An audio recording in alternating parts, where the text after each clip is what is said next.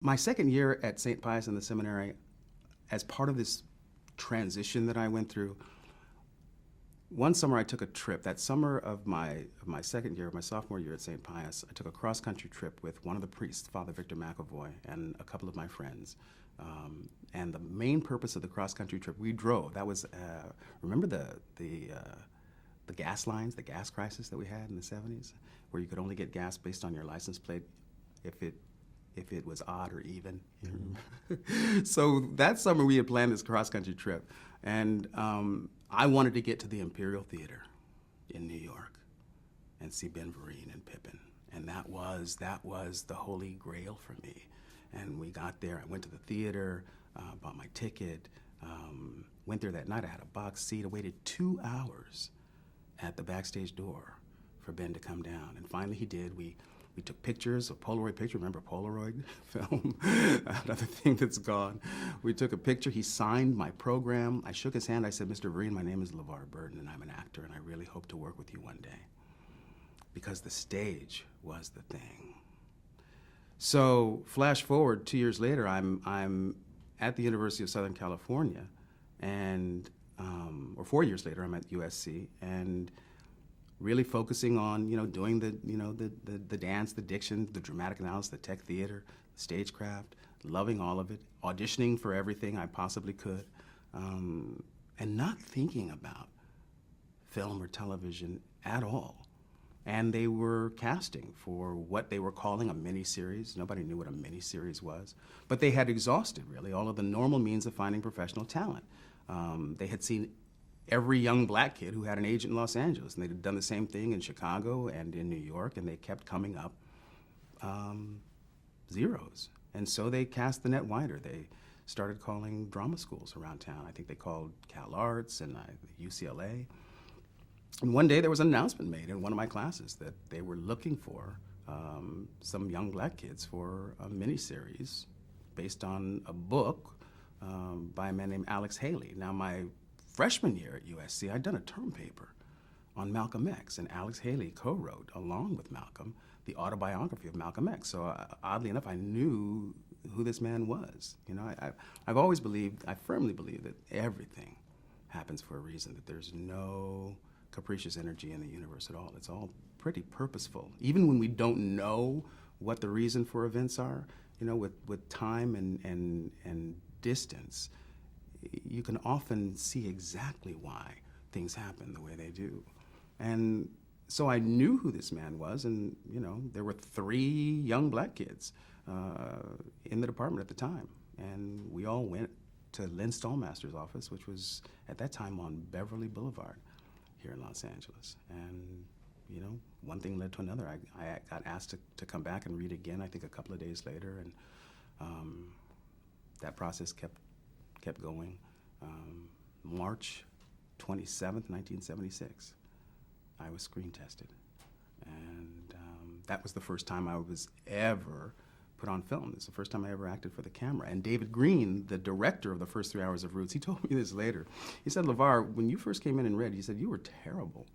I almost threw you out of the office because I was a theater actor. I was projecting to to that imaginary back row." But he told me, he said that when he explained to me the difference between acting for the camera and acting on stage and how intimate it is, he said the way I turned around his note, he realized that's the kid. That's the one I want. I can work with that kid.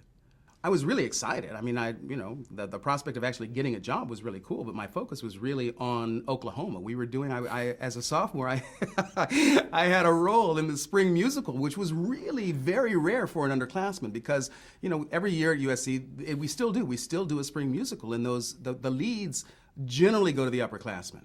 But Oklahoma has, the part of Ali Hakim, the Persian rug dealer. And, one of the things at USC, one of the things that was sort of disheartening at the beginning was, in addition to trying to talk us out of being BFAs, Alex Siegel also, and I understand the wisdom of it now, but I came, as we all do, I came with a very naive mindset.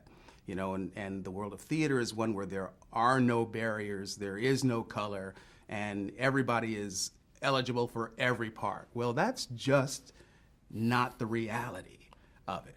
And so that first main stage production, I think we were doing Kaufman and Hart's You Can't Take It With You. And, I wanted to audition, as everybody did. And then, the politics of it, the leads really go to the upperclassmen. I can understand that. But when I came in to read, Alex told me that the only part that I was eligible for was the butler. And I thought, what?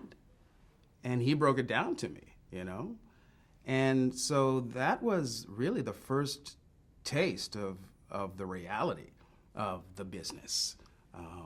I always wondered why they don't, at the university, at the college and university level, teach a course on the business of the business to kids. Because it's a real world out there. And oftentimes college really doesn't prepare you for the realities that you're gonna face once you leave that cocoon, the safe confines of a university environment.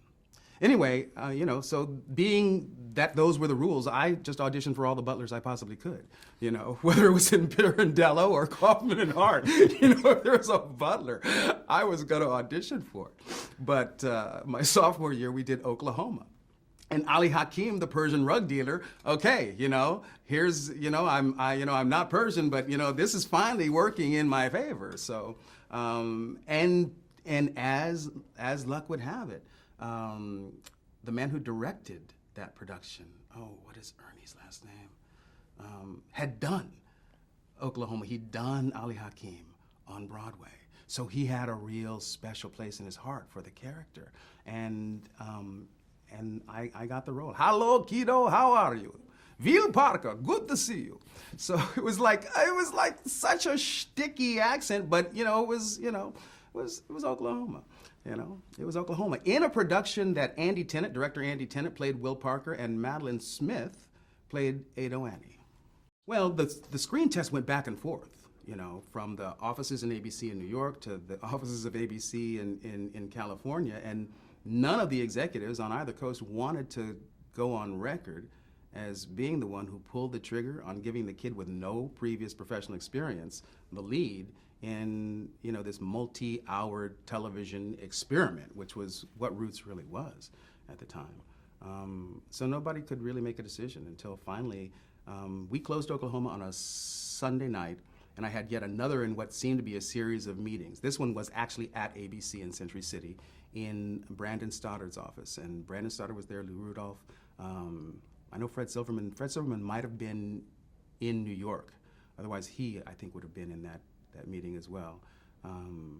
Stan Margulies, the producer of Roots, was there, as was David Wolper, as was Alex Haley, and David Green. I mean, they were all there, and unbeknownst to me,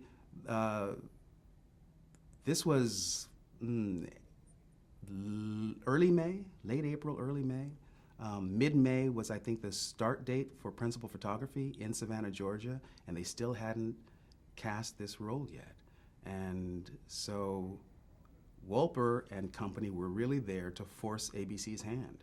And they brought me in, and we talked for a few minutes. They asked me to leave the room, and I'll never forget it. Stan Margulies comes out about 3 or 4 minutes later, and he says, "Pack your bags, kid. You're going to Savannah." And I had gotten a ride to Century City, and my mom, who had come down from Sacramento for that weekend's performance of Oklahoma, she asked me, "Do you want me to wait, until after this meeting?" I said, "Ma, they've postponed this decision so much.